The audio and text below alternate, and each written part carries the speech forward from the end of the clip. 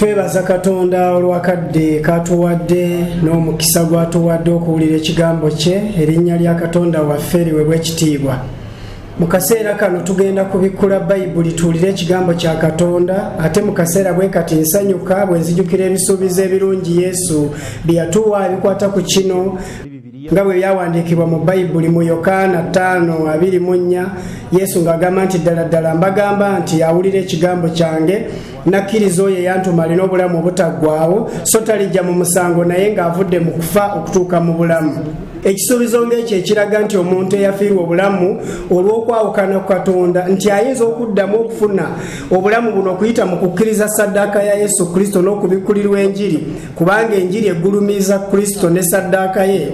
N'olwekyo ekiseera kino kiba kikulu nnyo era ffe abantu twetaaga okufaayo, naddala bwe tudda ku bigambo bya Isaaya ebigamba nti enkuba nga bw'eka okuva mu ggulu n'efukirira ettaka ne libaza ne biwa omusizi ensigo n'omuli okulya, bwe kityo bwe kinaabanga ekigambo kya Katonda kiriddayo nga kituukiriza bye nakituma. Oluusi abantu tebafaayo ekigambo kya Katonda okutuukiriza ebirungi oba okusalira omuntu omusango, kiva kusalawo kwe olw'eddembe ly'omutima gwe. Yensonga lwaki ekigambo kya Katonda kye kiyinza okukola mu mutima kiva ku ekyo kye yasazeewo. Abantu batera okulowooza nti kyekola kyokka.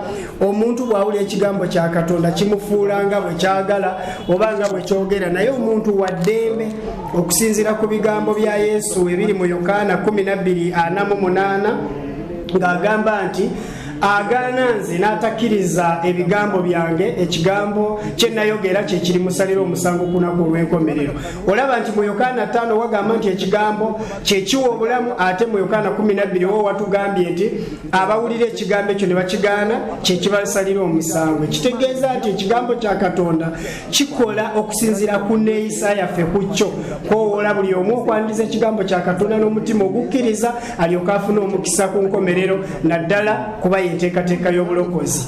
Mu kaseera kano tugenda kweyongera okuyiga ku by'ekifo ekitukuvu, era ebikwata ku by'ekifo ekitukuvu tetubiyiga lwa kutegeeza bantu ekifo ekitukuvu bwe kyali kyokka, naye nga bwe mukimanyi tulina omulamu omukulu ogutulaga Katonda nga bw'ayinza okufuula omwonoonyi omutuukirivu nga tweyambisa ebyokuyiga eby'ekifo ekitukuvu, kubanga mu kifo ekitukuvu we wasinga okutubikkulira enteekateeka y'obulokozi ya Katonda. Enteekateeka y'obulokozi y'enteekateeka y'obulokozi bw'omuntu, bwe bulokozi bw'olulyo lw'omuntu. Ensonga etuleetera okweyambisa ekifo ekitukuvu era ne tutandikira ku mulyango nga bwe tugenda ku kyoto ky'ebiweebwayo. Olwaleero tugenda kuyiga Ekinabirwaamu, era mu kaseera kano nga Katonda bwe yalagira Musa n'Abayisirayiri okusimba ekifo ekitukuvu. Eyali weema eyali wakati mu nkambi y'Abayisirayiri, mu mambuka ng'eriyo ebika 3, mu maserengeta nga eriyo ebika 3, ne mu buvanjuba ng'eriyo ebika 3, ebugwanjuba nabyo nga biriwo ebityo. Ekifo ekitukuvu nga kiri wakati mu ggwanga lya Isirayiri, ekitegeeza nti obulokozi bw'omuntu bwateekebwa abantu bonna we bayinza okubutuukako singa baagala, era eddala ly'okubutuukako nga lyenkana eri bonna. Teri muntu alina enkizo ku mukisa guno, oyo alina omukisa okusinga abalala y'oyo asinga okwaniriza okuyita okwo. Naye Katonda bye yateekateeka okulokola obulamu bw'omuntu yabiteekateeka olwa buli omu ku ddaala lyerimu, okuggyako nti abo abali mu kabi okusinga abalala Katonda era bayongera ekisa n'okubayamba ng'ekigambo kya Katonda bwe kigamba. Y'ensonga lwaki ekifo ekitukuvu kino n'ebintu byakyo kitubikkulira amazima gano n'engeri Katonda gy'akikolamu okuggya omwonoonyi mu bibi bye ng'amutwala mu butuukirivu, kubanga jjukira omwonoonyi bwe yabanga ayagala okwenenya ekyonoono kye yakoze yayingiriranga mu mulyango gw'oluggya lw'ekifo ekitukuvu n'aggukira ku kyoto ky'ebiweebwayo n'atuuka ku Kinabirwaamu, naye ng'ekitiibwa kya Katonda kiri eri awatukuvu w'awatukuvu. Mukimanyi nti Adamu bwe yawukana ku Katonda yagenda wala ne Katonda.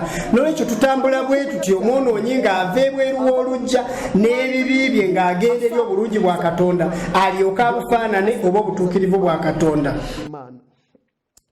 Kyekiva tutambula olugendo luno ate tuzze tulaba Setaani bw'akola. Setaani wakabi nnyo era bw'atyo bw'ali, azze alimba abantu, ate obulimba bwe n'okukyamya amazima g'enjiri twabiraba, era tujja kweyongera okubizuula mu by'okuyiga bino eby'ekifo ekitukuvu.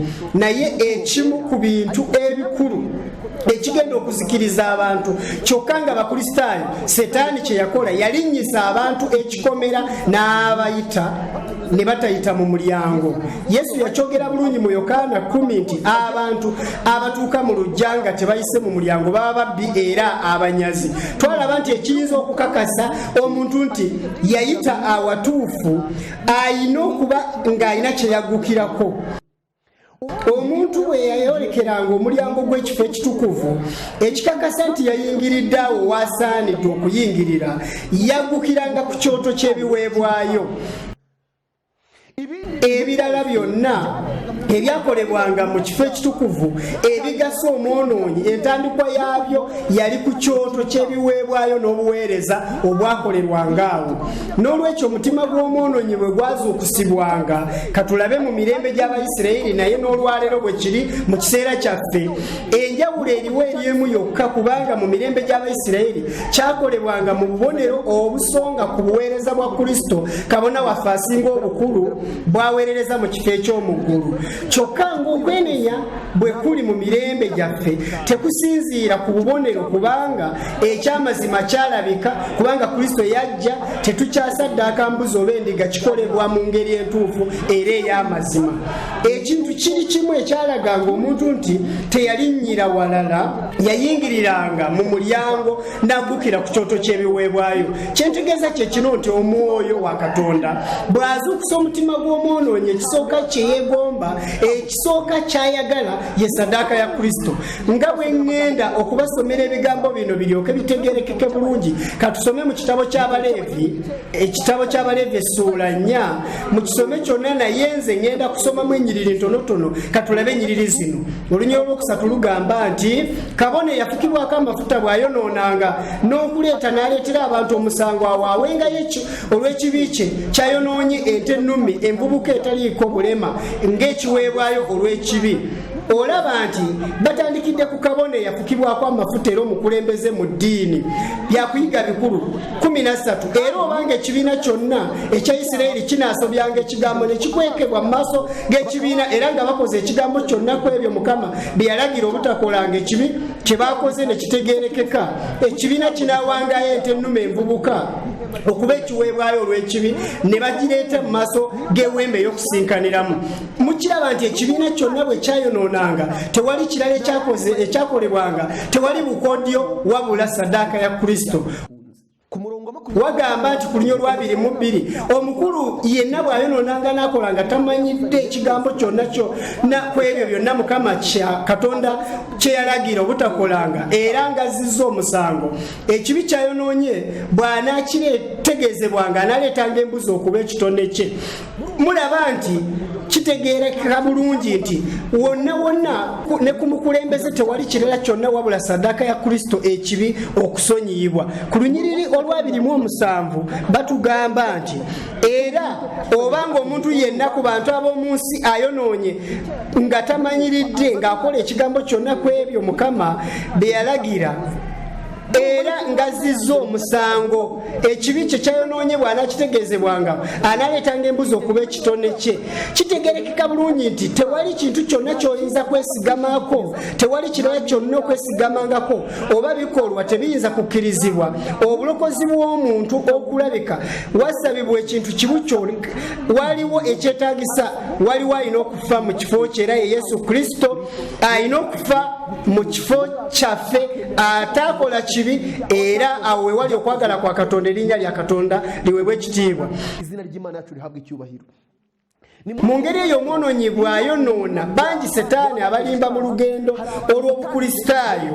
Mufeeyo nnyo ku kino, n'olwaleero ekimu ku binaakulaga nti olugendo lwe watandika mu Bukristaayo tewayingirira wakyamu oba okulinnya ekikomera nti olugendo lwe watandika walutandika nga nannyini kibuga bwe yalagira nga mu Kristaayo bw'akyogerako mu kitabo ky'omutambuze n'omanya nti watuukiriza ebiragiro bya nannyini kibuga era kakasa nti bw'olituuka ku mulyango oligulirwawo naye nga singa mutamanya kubanga naye yagulirwawo ate n'asuulibwa mu nzikiza obukakafu bw'ekyo yentandikwa y'olugendo lwo ku ntandikwa y'olugendo lw'obukristaayo walina okubaawo okwenenya n'okwatula ebibi n'okusonyiyibwa mu byafaayo by'olugendo lwo olina okubanga ojjukira ekiseera kye watabagana ne Katonda era nga watabagana n'abo abakulinako ensonga okuyita mu Kristo nga si kwogera nti wabatizibwa oli mu kanisa oli muyimbi mu kwaya oba nti oli mubuulizi okuba enkuŋŋaana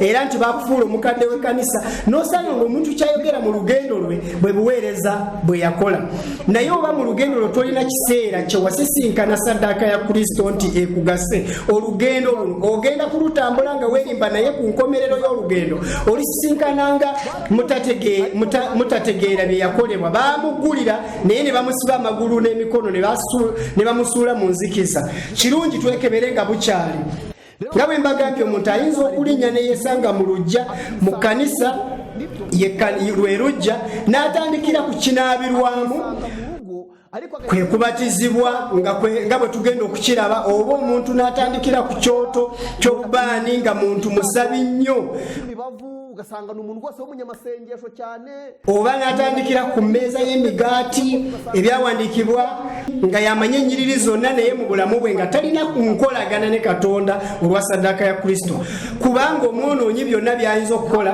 tebiyinza kugasa wadde okumuwolereza mu maaso ga Katonda alyoka akkirizibwe wabula saddaaka ya Kristo n'obuweereza bwe mu watukuvu wa watukuvu y'ensonga lwaki tulina okufaayo ku nsonga eno ekinaabirwamu ekyo eky'omukifo ekitukuvu kye tugenda okuyigako tugenda kusooka okusoma ebigambo ebitulaga ekyogerwako mu byawandiikibwa n'ebikikwatako nga Katonda bwe yalagira nsoose okubiyitamu mu bufunze tutegere nti okutuuka ku butuukirivu bwa Kristo okutuuka ku kitiibwa kya Katonda nga bwe mukimanyi nti kyabeeranga mu watukuvu watukuvu luba lugendo mutendera ku mutendera awatali kubuuka n'akamu bwe kiri tujja kulaba abaagezaako okukola nga bwe baagala nga bagoberera endowooza zaabwe oluusi ne batuukiriza bingi naye ne baweebukako kimu buli omu yeekebere awatali kwerimba mu mutima gwe katusome mu kitabo kya Kuva 3 olunyiriri olw'17 okutuusa ku lw'21 we watulaga eby'ekinaabirwamu Katonda nga awa ebiragiro by'okusimba ekifo ekitukuvu era n'ekyo ekinaabirwamu okukiteeka mu weema ey'okusisinkaniramu n'ebyo ebyekikwatako era n'ebiragiro ebyali bigendana nakyo n'olugendo lwaffe engeri gye lukwatagana nakyo nga tuva mu byonoono nga tugenda mu butuukirivu bwa Katonda ekyo kitegerekeka bulungi bwe tuba tuyiza eddaala Yakobo lye yaloota kubanga yagambibwa nti eddaala lye yaloota yali Kristo ate era ddala ligatta ensi n'eggulu mbategeeza nti omwonoonyi okuva ku nsi okutuuka ku butuukirivu bwa Katonda abeera mu ggulu nga bwe mumanyi eddaala liba n'amadaala omwonoonyi kwalina okulinnya ng'ayambuka amadaala gano era ng'atunula ku ntikko kubanga eyo Katonda gy'abeera yensonga lwaki mu lugendo luno teri kiragiro n'ekimu ekirina okwerabirwa naye birina okukolebwa mu bwetoowaze n'okutya Katonda era n'okwagala okutambulira mu ebyo Katonda by'ayagala ng'ekigambo kye bwe kitugamba. Amina. Kuva 3:17 wagamba Mukama n'agamba Musa nti era olikola ekinaabirwamu eky'ekikomo n'entobo yakyo ya kikomo kunaabirangamu n'okiteeka wakati w'eweema ey'okusisinkaniramu n'ekyoto n'okufukangamu amazzi. Ekinaabirwamu kino kyabeerangamu amazzi. Olunyiriri olw'19 ne Alooni n'abaana be banaanaabirangamu engalo zaabwe n'ebigere byabwe bwe banaayingiranga mu weema ey'okusisinkaniramu banaanaabanga n'amazzi baleme okufa. Newankubadde bwe banaasembereranga ekyoto okuweereza okwokya ekiweebwayo ekikolebwa n'omuliro eri Mukama banaanaabanga bwe batyo engalo zaabwe n'ebigere byabwe baleme okufa era kinaabeeranga ekiragiro ennaku zonna eri abo eri ye n'eri ezzadde ly'emirembe gyabwe gyonna. ekisooka ebigambo bino tubiwulidde bagambye nti bakikole kiteekebwe wakati w'ekyoto ky'ekiweebwayo n'omulyango gw'eweema. Ebiragiro bye tusomye mu Bayibuli byali biragira Alooni n'abaana be okusookanga okunaaba ebigere n'engalo nga tebannagenda kuweereza mu kifo ekitukuvu nga bakabona. Ekyo kye kisooka kye baali balina okutandikirako. Tujja kulaba ekyokuyiga kye tujjamu, kubanga ffenna bino bitukwatako awatali kubizza ku bibiina by'abakabona ne batabani ba Alooni oba abaweereza mu kifo kyabwe mu biro bino. Katusome ebigambo ebiri mu bbaluwa esooka Peetero gye yawandiika, ebbaluwa esooka eya Peetero essuula 2 olunnyo lw'omwenda. Ebbaluwa esooka eya Peetero essuula 2 olunyiriri olw'omwenda wagamba nti naye mmwe muli ggwanga ddonde, bakabona ba kabaka kika kitukuvu, bantu banvuma, mulyoke mubuulirenga ebirungi by'oyo eyabayita okuva mu kizikiza okuyingira mu kutangaala okw'ekitalo. Wulira ebigambo bino. Peetero ng'awandiika ebbaluwa eno eri abakkiriza enjiri yagamba nti muli ggwanga ddonde, bakabona ba kabaka, okuyita mu ssaddaaka ya Kristo n'omugaso gwayo eri olulyo lw'omuntu lwonna. Obwakabona tebukyali mu nnyumba ya Alooni yokka, naye bwaweebwa abo bonna abakkiriza enjiri n'okuyita kwa Katonda. Abantu bonna balina obuweereza okubuuliranga ebirungi bya Katonda nga bategeeza abatannamanya njiri, era abantu abaweereza mu ngeri bweti baba bakola omulimu bakabona gwe baakolanga. Katusome ebigambo Pawulo bye yawandiika mu bbaluwa ey'okubiri ey'Abakolinso, bbaluwa ey'okubiri ey'Abakolinso Pawulo gye yawandiikira Abakolinso. Tuleme okubala obuweereza buno eri ekibiina ky'abantu abatono kubanga babuulizi oba basumba oba bakadde, naye tutegeere nti buno buweereza era buvunaanyizibwa ate kiragiro eri omuntu yenna eyakkiriza Kristo ng'omulokozi we era kabaka we n'akkiriza okuyita okw'enjiri. Mu bbaluwa ey'okubiri ey'Abakolinso essuula 5 olunnyo lw'17 wagamba nti omuntu yenna bw'aba mu Kristo kyava abeera ekitonde ekijja. Ntandikidde wano mutegeere baani aboogerwa wano, buli muntu. Ntandikidde wano omuntu yenna bw'aba mu Kristo kyava abeera ekitonde ekijja. Ebyedda nga biwedde raba nga bifuuse bijja, naye byonna biva eri Katonda eyatutabaganya naye yekka ku bwa Kristo n'atuwafa obuweereza bw'okutabaganya. Mujjukira nti okutabaganya abantu ne Katonda bakabona be baakukolanga obuweereza buno bwe baabukolanga, kubanga be baasaddaakanga saddaaka olw'abo abazze gye bali nga baagala okutabagana ne Katonda olw'okulinyirira amateeka ge. Buli muntu yenna yategeera amazima g'enjiri n'ayagala abo abatannamanya bulokozi bave mu nzikiza batabagane ne Katonda aba akola omulimu ogw'obwakabona nga Peetero bwe yawandiika nti mmwe, ng'ategeeza abakkiriza enjiri bonna nti muli ggwanga ddonde, bakabona ba kabaka. Ne Pawulo ng'awandiikira Abakolinso yagamba nti omuntu yenna bw'aba mu Kristo kyava abeera ekitonde ekijja. Ebyedda nga biwedde laba nga bifuuse bijja. N'ayogera nti naye byonna biva eri Katonda eyatutabaganya naye yekka ku bwa Kristo n'atuwafa obuweereza bw'okutabaganya. Katonda yali mu Kristo ng'atabaganya ensi naye yennyini nga tababalira byonoono byabwe, era nga yatuteresa ffe ekigambo eky'okutabaganya. Kyetuva tubeera ababaka mu kifo kya Kristo, Katonda ng'afaanana ng'abeegayirira mu ffe, tubeegayirira mu kifo kya Kristo mutabagane ne Katonda. Nga tugenda okulaba ekiragiro ekyawebwa bakabona, tuleme okulowooza nti bantu balala si ffe. Buli akkiriza enjiri ekigambo kino eky'Ekinabirwaamu kimukwatako. Ebyawandiikibwa ebitukuvu byali byalagira Alooni n'abaana be nga bwe tugenda okulaba ebigambo bino ku lunyiriri olw'19 nga bamaze okwogera ku kinabirwamu ekyakolebwa mu kikomo ne kiteekebwa wakati w'eweema n'ekyoto ne bakifukamu amazzi kubanga kyali kirina okubeerangamu amazzi. Olunyiriri olw'19 ne Alooni n'abaana be banaanaabirangamu engalo zaabwe n'ebigere byabwe bwe banaayingiranga mu weema ey'okusisinkanangamu, banaanaabanga n'amazzi baleme okufa. njagala owulire ekintu kino ensonga lwaki tewali kiragiro mu lugendo lw'obukristaayo ekirina okulekebwa. Kambasomere mu Baleevi 10 tulabe lwaki kintu kikulu obutalekaayo n'akamu mu ebyo ebyalagirwa ng'olowooza nti tewali mutawaana mu ekyo, naye tulina okwegendereza n'okukebera okutambula kwaffe mu lugendo lw'obukristaayo. Katulabe Mukama nga abonereza Abiku ne Nadabu olw'ekibi kyabwe. Mwegendereze ku kino nti ng'abalanga ekibi eky'amaanyi.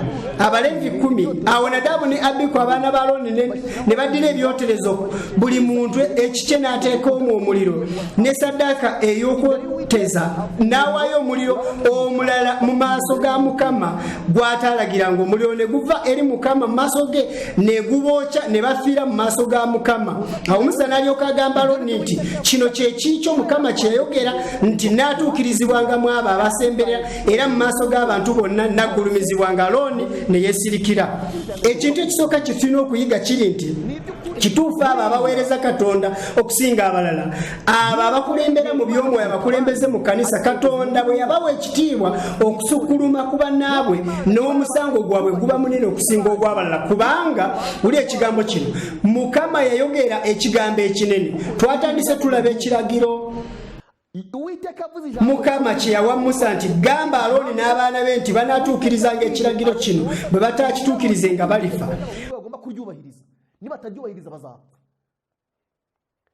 Mbawadde ekyokulabirako ku Abiku ne Nadabu nti bwe batafaayo ku kantu kamu akatono bwe kati mu weema byebyo ebyababaako. Njagala mbabule nti abantu okujeemera Katonda bulijjo kutandikira ku bakulembeze. Abakulembeze nga tebajeemedde Katonda, abantu abalala tebayinza kujeemera Katonda, kubanga n'oyo ayinza okujeema mu lujjudde. Mulabire ku Musa ng'akyakulembera Abayisirayiri, bwe waalabikanga wo okujeemera Katonda mu ggwanga, waabanga okuyitibwa n'okwenenya, oyaganye okuyitibwa kuno yagibwanga mu ggwanga lya Isirayiri. Okuwaba n'okujeema amateeka ga Katonda bwe bijja ne biweebwa ekifo mu kkanisa, ne biweebwa ekifo mu bagamba nti bakristaayo, bitegeeza ekintu kimu nti abakulembeze baabasooka abalala okujeemera Katonda. Yensonga lwaki mu Baleevi 10 olunyiriro olwokusatu wagamba nti Musa kye yayogera nti naatuukirizibwangamu abo abansemberera era mu maaso g'abantu bonna naggulumizibwanga.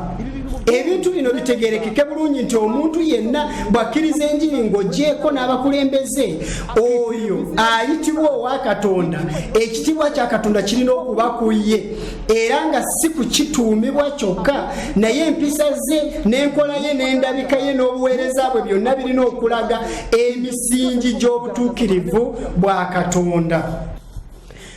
Bwe tugenda ne tuyingira ddala ku kyo kuyiga eky'ekyoto, era nga bwe twatandise tulina okutegeera ebiragiro bya Katonda, tuleme kubitwala nga bwe twagala. Kansome ebigambo ebiri mu Patriarchs and Prophets chapter 31 ku peegi eyo gye mugenda okulaba eyogera nti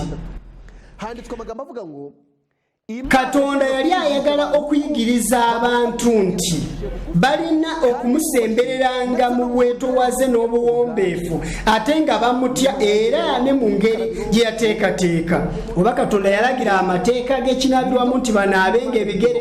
Ekyo kye kiragiro kya Katonda ekirina okutuukirizibwa nga bwe yatugambye bwe tusomye. Tayinza kukkiriza buwulize bwa kitundu. Byali tebimala nti mu kusinza kuno okwa Abiku ne Nadabu kumpi buli kintu kyonna kirina okukolebwa nga bwe yali yalagira.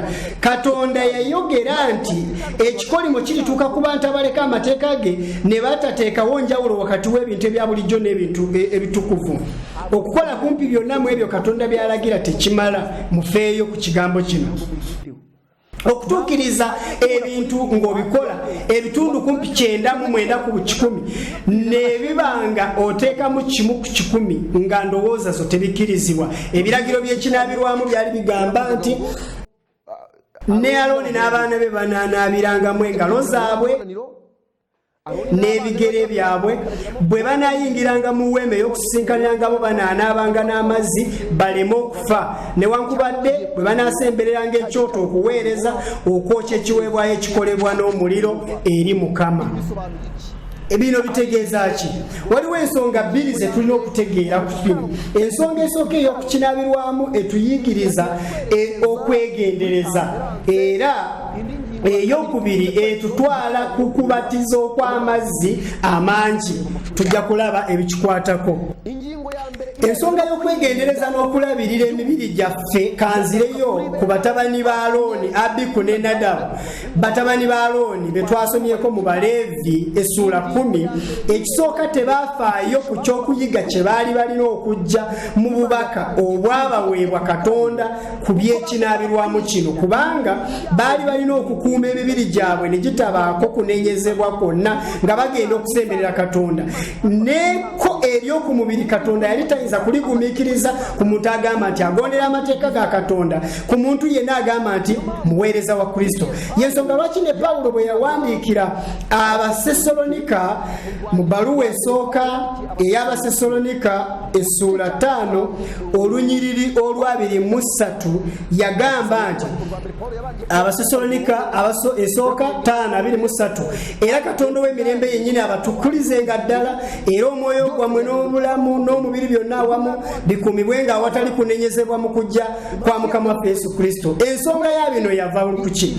Lwaki n'engoye zoogerwako? Kubanga n'engoye za kabona tujja zituukako. Lwaki bakabona balina okunaaba nga tebannasemberera Katonda, ne banaaba n'ebigere nga tebannasemberera Katonda? Era lwaki Katonda yalagira n'engoye zaabwe nga bwe zirina okuba? Abo abasinza ebifaananyi baali balina ennyambala ebategeeza emibiri gyabwe gyali girina engeri gye girabikamu olw'abakatonda be baasinzanga. Kambasomere ebyawandiikibwa bino. Yensonga lwaki twasomye nti ne mu kiseera abantu ba Katonda nga bagenda okumusemberera, abo bonna abasinza Katonda balina okulaga enjawulo wakati w'ebintu ebya bulijjo n'ebintu ebitukuvu.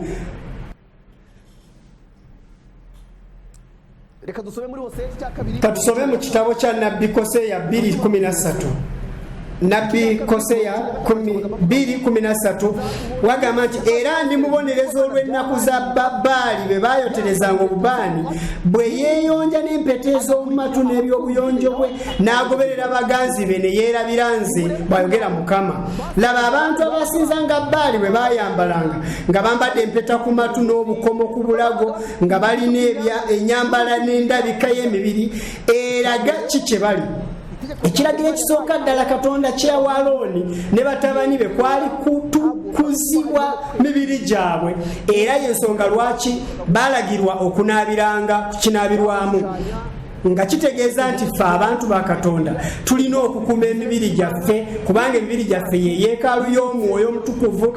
Pawulo bwe yawandiika ng'awandiikira Abakolinso, ekyawandiikibwa kino kankisome. Ebbaluwa esooka ey'Abakolinso essuula ey'omukaaga olunyiriri olw'15 wagamba nti temumanyi ng'emibiri gyammwe bye bitundu bya Kristo? Kale nzirirenga ebitundu bya Kristo bifuule ebitundu by'omwenzi kitalo. Temumanyi ng'eyeegatta n'omwenzi gwe mubiri gumu? Kubanga ayogera nti bombiriri banaabeeranga omubiri gumu, naye yeegatta ne Mukama waffe gwe mwoyo gumu. Mwewalenga obwenzi, buli kibi kyonna omuntu kyakola kiri kungulu ku mubiri, naye ayenda akola ekibi ku mubiri gwe ye. Oba temumanyi ng'omubiri gwammwe ye yeekaalu y'omwoyo omutukuvu ali mu mmwe, gwe mulina eyava eri Katonda, nammwe temuli ku bwammwe kubanga mwagulibwa na muwendo? Kale mugulumizenga Katonda mu mibiri gyammwe. Bwe baabanga bagenda kusemberera Katonda, emibiri gyabwe gyali girina okulaga omuntu agenda okusemberera Katonda bw'alina okuba. Ensonga endala era ekyokuyiga ekirala kye tuyigira ku kinaabirwamu ekyo eky'omu kifo ekitukuvu ge mazzi agafukibwanga mu kinaabirwamu ekyo. Yasukwaga ku gikarabiro. Ensonga lwaki tulina mu ekyokuyiga eky'omwoyo ekikwata ku mazzi gano, katwogere Peetero kye yayogerako, era tekwali kunnyonnyola kupya eri Abayisirayiri nga bwe bali mu biseera byabwe. Katulabe Peetero engeri gye yakyogerako, kubanga okunnyonnyola kuno tekwali kupya eri Abayisirayiri. Ebbaluwa esooka ya Peetero essuula 3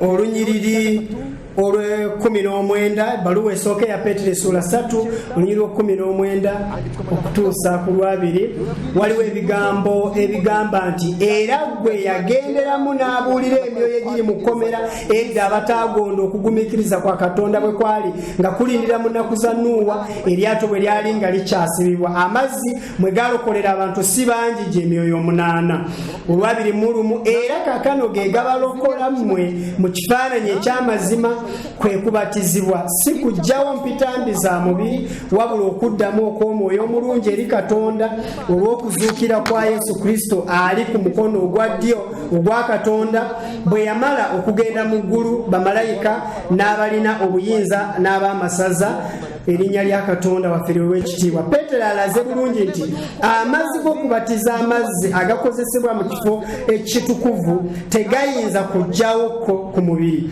naye kabonero ak'omutima oguteerumiriza kibi ndagaano y'akabonero k'omutima oguteerumiriza kibi olw'okuzuukira kwa Yesu Kristo. Tugenda kusooka tulaba amazzi gano kyakuyiga ki Katonda kyeyagayigiririzaako Abayisirayiri kubanga nga bwe tuzze tuyiga oba bwe twayigirizibwa waliwo obujulirwa obumu era n'abantu abamu baabompaako omuntu ng'agamba nti nze nali mmanyi nti bwe naamala okubatizibwa ebibi byonna biriba biwedde nga nfuuse mutukuvu atalina kibi era nga siriddamu kubisisinkana nate naye nti bwe namala okubatizibwa neewunya kubanga ebibi ate byeyongera ne biba bingi. Ebyo biva ku ekyo kye nabagambye nga twakatandika ekyokuyiga nti omuntu ono aba yalinnya ekikomera abakugu mu kulinnya ebikomera ne bamuyambako okulinnya ekikomera nga baagala omuwendo gw'abantu gweyongera obungi mu lujja olukuŋŋaana lubugume naye nsaaga nga talina buyambi bulala naye waliwo ekyokuyiga Katonda kye yali ayagala okutuyigiririza ku bintu bino ebyali biddiriŋŋana. Teri muntu eyayigiranga ku kinaabirwamu ekyokuyiga Katonda kyeyayagala okuyigirizanga ate oluvannyuma yejjuse olw'okuba ebibi bye byaganye kubanga omulimu n'obuweereza bw'ekyoto bwali bulina okukolebwa mu ngeri esaanidde omwonoonyi n'asonyibwa Katonda n'aweebwa okusaasirwa era n'abeera n'essuubi ery'obulamu n'eddembe ebiva ku Katonda. Amazzi gano ne bannabbi baagogerako si Yokaana Omubatiza yekka eyabuulira enjiri ng'erina akabonero k'amazzi naye ne bannabbi mu ndagaano enkadde babyogerako. Ezekyeri 36:25 katutandikire ku nnyo olw'25 tulyoke tutegeere engeri Katonda gy'akomyawo omwonoonyi ng'amugja eyo gye yali yabulira n'amuleeta mu kitiibwa kye n'addamu okutuuka ku bulongoofu n'obutuukirivu bwa Kristo ng'ekyambalo kye. Kantandikire waggulu katono ku lunyiriri olw'24 wagamba nti kubanga ndibajja mu mawanga ne mbakuŋŋaanya okubajja mu nsi zonna ne mbayingiza mu nsi yammwe mmwe. Kaŋŋambe nti Katonda ajja abantu ebweru wawaka gye baasaasaanira mbayingize mu nsi yammwe bw'atyo bw'agamba era ndibamansirako amazzi amalungi era muliba balongoofu ndibalongoosa mu mpitambi yammwe yonna ne mu bifaananyi byammwe byonna erinnya lya Katonda waffe liwe ekitiibwa. Era ndibamansirako amazzi amalungi era muliba balongoofu olunya olw'25 era ndibamansirako amazzi amalungi era muliba balongoofu ndibalongoosa mu mpitambi yammwe yonna ne mu bifaananyi byammwe byonna. Mulaba nti enteekateeka ya Katonda teyali kukola bintu ng'okutuusa omukolo naye kino kyakuyiga ekyokutukuzibwa Katonda omubiri n'omutima era bakabona baali bakubeera nakyo mu ndowooza zaabwe nga banaaba amazzi mu kinaabirwamu. Wuli ebigambo bino Pawulo bwe yali nga ayogera ku by'okubatizibwa nga Ezekyeri bwe yakyogeddeko mu bigambo bye yayogera ng'awandiikira Abaluumi. Ebbaluwa ya Pawulo eri Abaluumi essula 6. Abaluumi essula 6 kantandikire ku nnyo olusooka kantandikire ku nnyo olusooka bulungi tutegeere ekyokuyiga kino. Amazzi Katonda ge yasuubiza nti ndibamansirako amazzi amalungi era muliba balongoofu. Katonda agamba nti ndibalongoosa mu bitambi yammwe yonna ne mu bifaananyi byammwe byonna. Paulo ekyokuddamu mu bbaluwa y'Abaruumi wano essuula ey'omukaaga ku lunyiriri olusooka okutuusa ku lwokuna wagamba nti ekisa tekituwa ddembe lya kukola kibi, bw'atyo bw'agamba. Wagamba nti kale tunayogera tutya tunyiikirenga okukola ekibi ekisa kyeyongerenga kitalo. Abaafa ku kibi tunaabeeranga tutya abalamu ku kyo nate? Oba temumanyi nga ffe ffenna abaabatizibwa okuyingira mu Kristo Yesu nga twabatizibwa kuyingira mu kufa kwe? Mulowooze bulungi ku nsonga eno. Bakabona baatandikiranga ku kinaabirwamu okugenda okukola obuweereza ku kyoto ky'ekiweebwayo oba okuweereza mu kifo ekitukuvu, kubanga baali bakabona. Naye olugendo lw'omwonoonyi lwakomanga ku kyoto awo, yali takkirizibwa kweyongerayo ye. Ebirala byakolebwanga bakabona, okutandikira ku kyoto ky'ebiweebwayo ekinaabirwamu ne mu weema. Bwe lutyo olugendo lw'omwonoonyi bwe lwali ate n'akati bwe kirina okubeera. Paulo akatiriza kino nti ffenna abaabatizibwa okuyingira mu Kristo twabatizibwa okuyingira ne mu kufa kwe. Njagala mbabuulire nti ensonga eno ey'okufa ku kibi etandikira ku kyoto ky'ebiweebwayo. Okubatiza kujjanga kifaananyi nga bwe twasomye mu bbaluwa esooka eya Peetero essuula 3:19 bwe twatandikidde era twabirabye. Kyava Paulo agamba nti oba temumanyi nga ffe ffenna abaabatizibwa okuyingira mu Kristo Yesu nga twabatizibwa kuyingira mu kufa kwe? Kyetwava tuziikibwa wamu naye mu kubatizibwa okuyingira mu kufa nga Kristo bwe yazuukizibwa mu bafu olw'ekitiibwa kya Katonda, bwe tutyo naffe tutambulenga mu bulamu obujja. Omuntu eyayita mu mitendera gino nti yabatizibwa n'addayo mu bibi, nti akyali mukafiiri, nti ebintu bikyali nga bwe byali, entalo ezo tezibeerawo. Kubanga Peetero ayogera ebintu ebikulu. Kankiddemu bulungi mu ssuula ey'okusatu mu bbaluwa esooka eya Peetero essuula 3:19 wano. Bbaluwa esooka ya Peetero essuula 3:19 agamba nti era gwe yagenderamu n'abuulira emyoyo egiri mukomeredda abataagonda okugumiikiriza kwa Katonda bwe kwali nga kulindirira mu nnaku za Nuuwa eryato bwe lyali nga likyasiru, amazzi mwe gaalokolera abantu si bangi gye emyoyo 8, era kaakano ge gabalokola mmwe mu kifaananyi eky'amazima. Kabonero akalaga eky'amazima ekyaba ku muntu. Paulo kyayogera nti abaabatizibwa okuyingira mu Kristo twabatizibwa n'okuyingira mu kufa kwe, kyetuva tuziikibwa awamu naye mu kubatizibwa. Nga Kristo bwe yazuukirizibwa mu bafu olw'ekitiibwa kya Kitaawe, bwe tutyo naffe tutambulenga mu bulamu obujja. Kitegeeza nti omuntu okuyingira mu mazzi okubatizibwa aba akakasa ebyo ebyakolebwa mu ye. Kuba kulangirira mu lujjudde nti mumanyi Kristo kye yakola mu nze, nti olw'okufa kwe nafa ku kibi n'enziikibwa wamu naye nga bw'agenda mu mazzi, nti era olw'okuzuukira kwe kati ntambulira mu bulamu obujja obwawukanako n'obwo bwe natambulirangamu edda. Naye ekizibu kye nabagambye kikino, olw'eddiini Setaani gye yateekawo yagunjawo n'obukodyo n'ateekawo n'abantu b'abakugu era n'abawa n'ebifo nga bamanyi okulinnyisa abantu ebikomera. Nga Mukristaayo bwe yasisinkana abantu nga beebase, abalala nga balinnya ekikomera mu kitabo ky'omutambuze ekyokuyiga ekyo mukimanyi, abalinnya ekikomera bwe yabatuukako yababuuza nti awo we muyita ebiragiro bya nannyini kibuga nga tebiragira kuyitayo.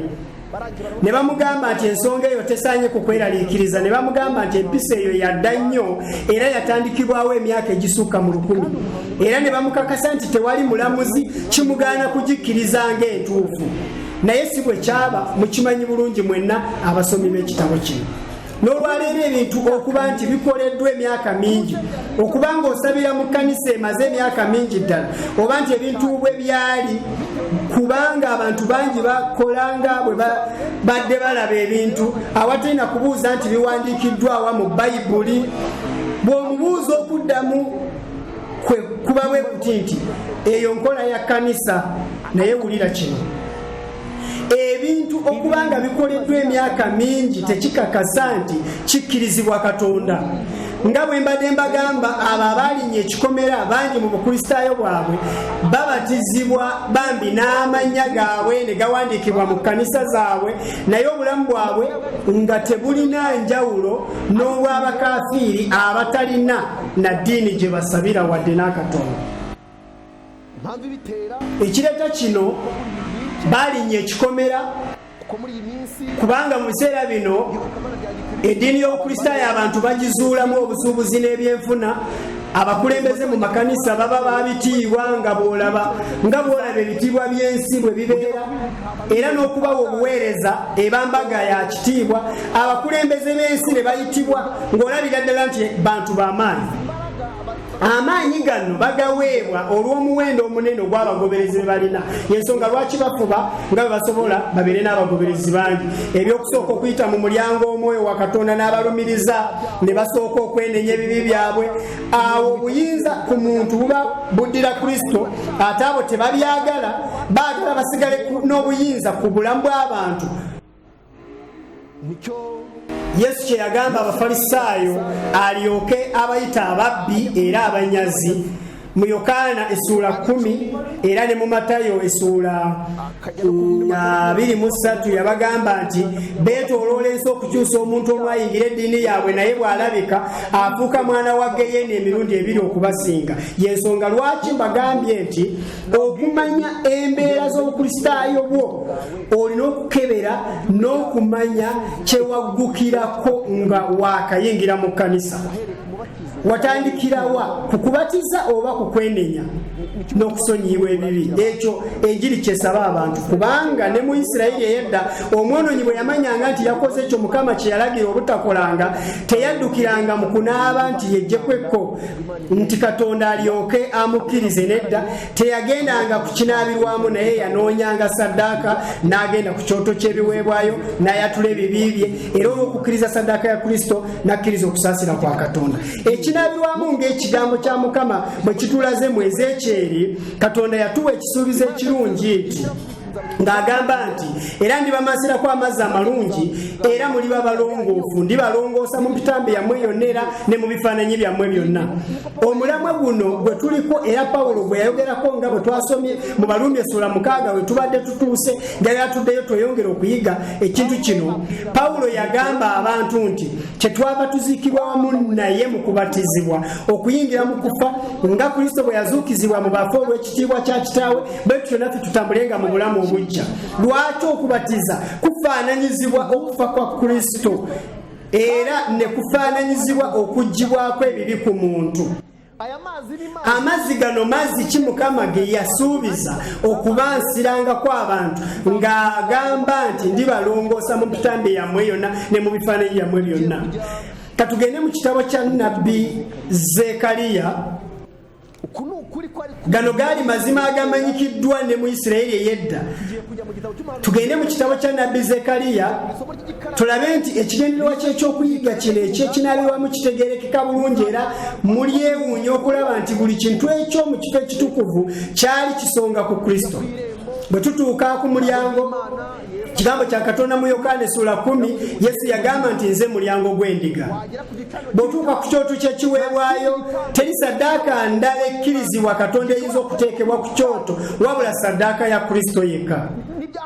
Byonna ebyaweebwangayo byali bitegeeza saddaaka ya Kristo ennamu. Tutuuse ku kinaabirwamu. Amazzi gano agaali gayinza okutukuza omuntu ebibi, ensulo yaago yeeruwa.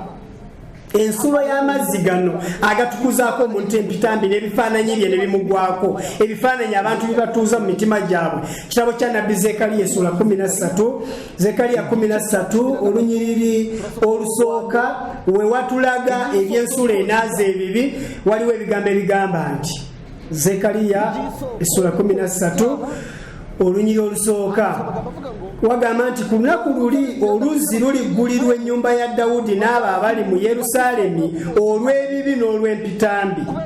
Lwaki ekigambo kya Katonda kigamba nti baliggulirwa oluzzi?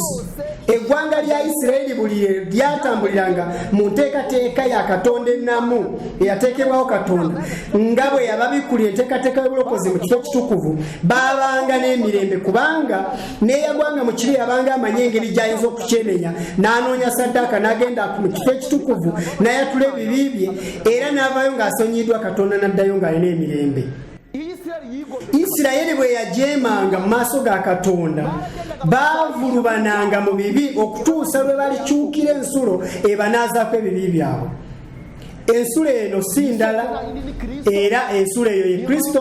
Okutegeera obulungi eby'ensulo eno katulabe Yesu ng'abulira enjiri mu Yokaana essuula ey'omusanvu kubanga Yesu y'ensulo nga bwe tusomye mu Zekaliya essuula 13 olunya olusooka Katonda ng'awa ekisuubizo eri ennyumba ya Yakobo n'ab'ennyumba ya Yuda nti baligulirwawo ensulo ebanaazaako ebibi byabwe kubanga yali yazibikira. Si lwakuba ensulo eyo yazibikira naye yali tekyabagasa kubanga baginyooma ne bagisuula eri ne bakyukira ensulo endala ez'omu bidiba bye baasima ebitayinza na kukuuma mazzi nga ebyawandiikibwa bwe bitugamba. Yokaana essuula ey'omusanvu eby'emigga egy'ow'amazzi ag'obulamu ku lunyiri olwa 37. Naye ku lunaku olw'enkomerero lwe lunaku olw'embaga Yesu n'ayimirira n'ayogera waggulu n'agamba nti omuntu bw'alumwa ennyonta ajje gye ndi anywe. Akkiriza nze ng'ekyawandiikibwa bwe kigamba nti emigga gy'amazzi amalamu girifuluma mu buluto lwe. Kambere ku lunyiri olwa 37. Naye ku lunaku olw'enkomerero lwe lunaku olw'embaga Yesu n'ayimirira n'ayogera waggulu n'agamba nti omuntu bw'alumwa ennyonta ajje gye ndi anywe ku nsulo. Ensulo eno si ndala ye Yesu.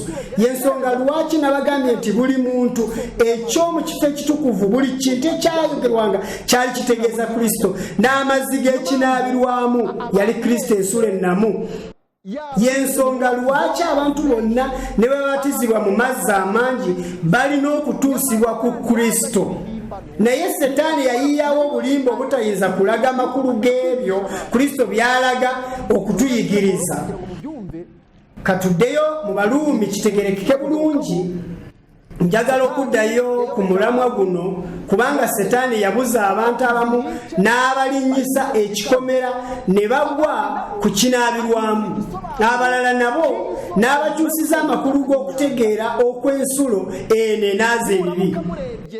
Bwe mulaba ekinaabirwamu nga bwe kyali kyenkana kyali kinene ddala nga kigendamu amazzi mangi ddala, amazzi nga mangi agamala, era n'ekigambo kya Katonda kyatugambye nti Alooni ne batabani bwe bwe banaabanga bagenda okuweereza ku kyoto nga tebanayingira mu weema banaanaabanga.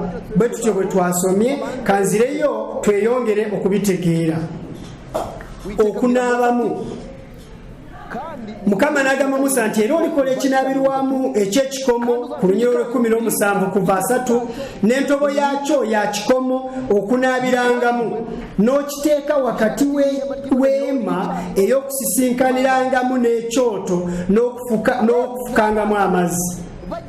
Ne Alooni n'abaana be banaanaabirangamu engalo zaabwe n'ebigere byabwe bwe banaayingiranga mu weema ey'okusisinkaniramu, banaanaabanga n'amazzi baleme okufa. Wulira Pawulo kye yaleeta era kye yayagala okwogera mu Baluumi 6 olunya olusooka. Kale tunaayogera tutya? Tunyiikirenga okukola ebibi, ekisa kyeyongerenga kitalo. Abafa ku kibi tunaabeeranga tutya abalamu mu kyo. Mulaba nti enjiri ereese ekifaananyi ky'okufa era kyogera ku kufa kwa Kristo omuntu.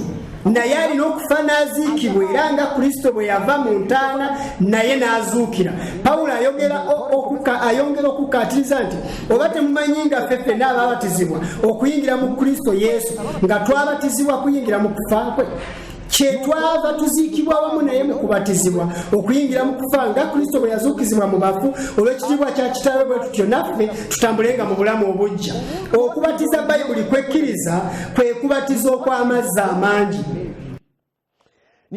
Tuyinza okusoma mu Bayibuli nga Yokaana bwe yabuulira ng'abatiza ne Yesu bwe yali ng'abatizibwa yabatizibwa mu mazzi amangi era Yesu yabatizibwa mu mazzi mangi.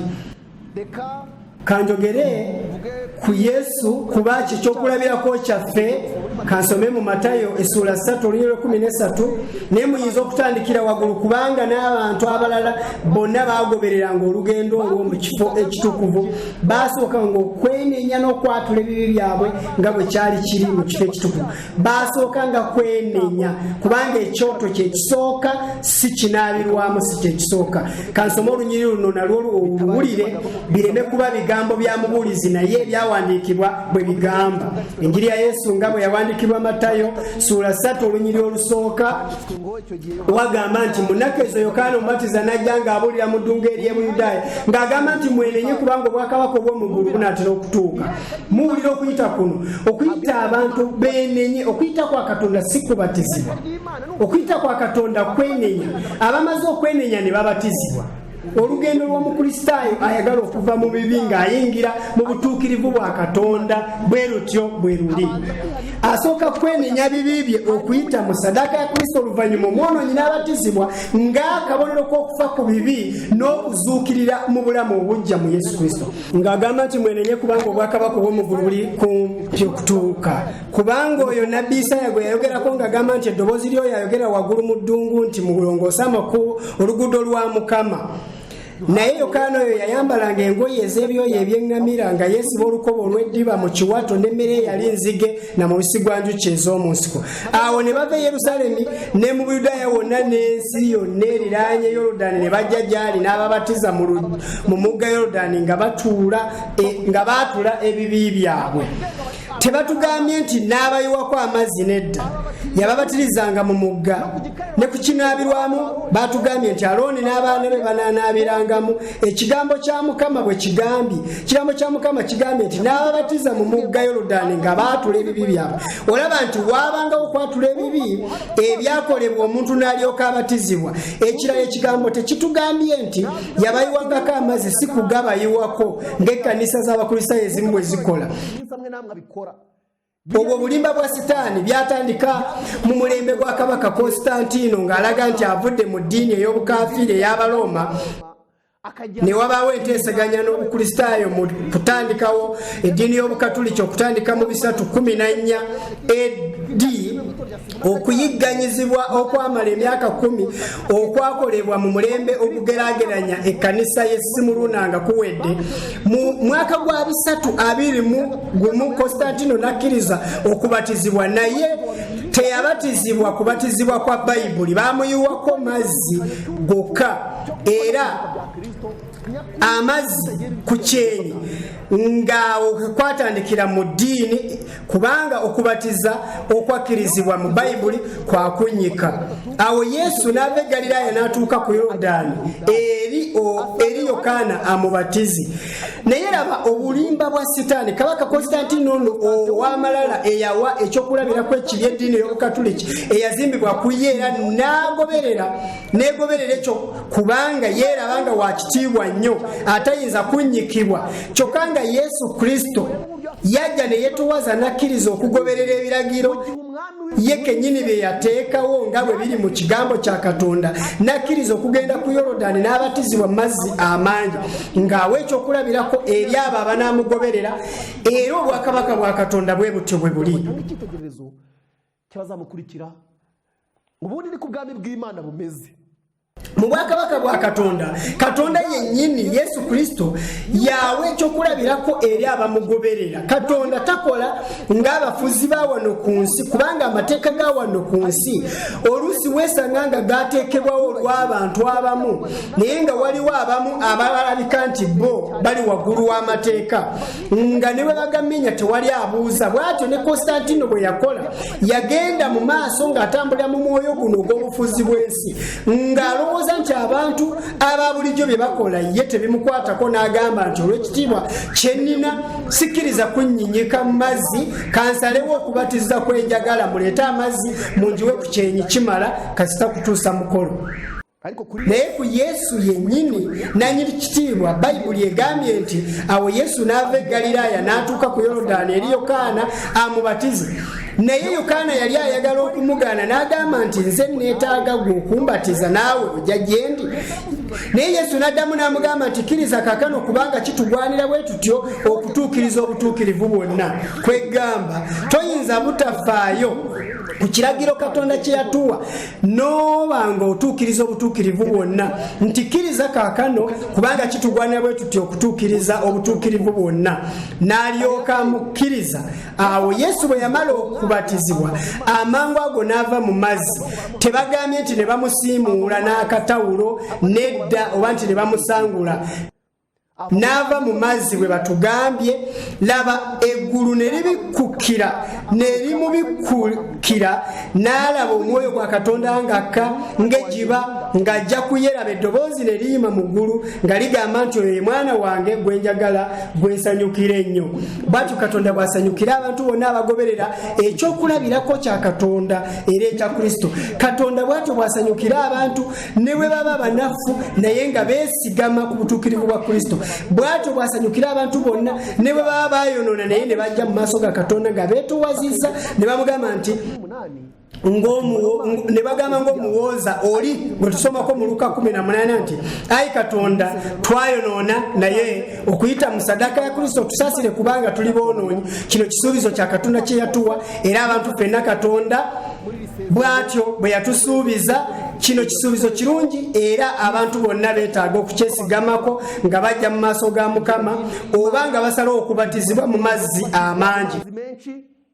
Kamba buli Setaani alwanyisa enteekateeka ya Katonda ku ddaala eryawaggulu era akola nga bw'asobola n'okubatiza okw'amazzi amangi akuggyewo, wasigalewo okubatiza okw'okukyenyi kwokka, kubanga tekulina kye kutegeeza mu nteekateeka y'obulokozi. Tekugeraageranya kufa kwa Kristo nedda, oba ekyo kikolebwa eri omwonoonyi eyeenenya nga Pawulo bwe yayogera mu Baruumi 6:4 ng'agamba nti kyetwava tuziikibwamu naye mu kubatiza okuyingira mu kufa, nga Yesu bwe yazuukizibwa mu bafu olw'ekitiibwa kya Kitaawe bwe tutyo naffe tutambulenga mu bulamu obujja. Setaani ajja kulwanyisa kino. Y'ensonga lwaki neegomba nnyo twesigamenga ku bisuubizo bya Katonda ebiri mu Ezekyeri 36 olunyiriri olwa 24 oba nga tweyongerayo olwa 25. Ezekyeri ng'aluŋŋamizibwa Omwoyo agamba nti kubanga ndibajja mu mawanga ne mbakuŋŋaanya okubajja mu nsi zonna ne mbayingiza mu nsi yammwe mmwe. Tusabe Mukama atukkirize era atuukirize ekisuubizo kino, gye twabulireeyo mu bibi, gye twawabireeyo, tukkirize okuyita kwa Katonda. Mukama addemu atuteeke mu kisibo kye tubeere abantu be baasanyukira. Lunya olwa 25 nti era ndibamansirako amazzi amalungi. Amazzi ge twalabye ku Ekinabirwaamu gaali gategeeza kino, era Mukama agambye nti ndibamansirako amazzi amalungi era muliba balongoofu, ndibalongoosa mu kitambi yammwe yonna ne mu bifaananyi byammwe byonna.